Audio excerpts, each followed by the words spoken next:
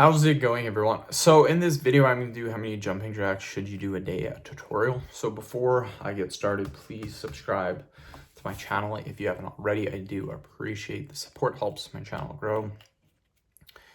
Here's the thing with jumping jacks, you guys. What you need to do is it doesn't matter how many you start with. Like if you can only do 20 in a row, that's fine. The main important thing is to follow progressive overload, which basically means just doing more every workout.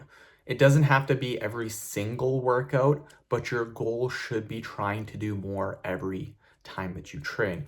So it's kind of like inside the gym. If I'm doing, say, 315 pounds on the bench press, if I'm doing 5 sets of 5 reps, the next time that I train, I would try to do 320 or I would do 315, but instead of trying to get 5 sets of 5 reps, I would try to get 6 sets of 5 reps or 5 sets of 6 reps.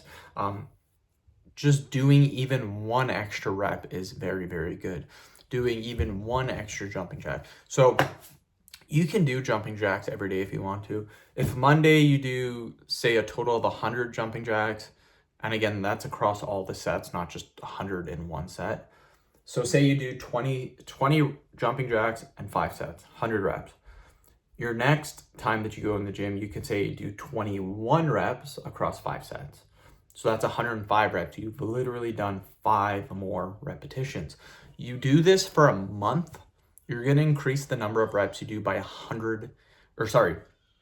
250. So you could go from 100 to 350. That's like extremely good, you guys. So doing a little bit every day amounts to a big gain. So end the video. Thank you so much for watching.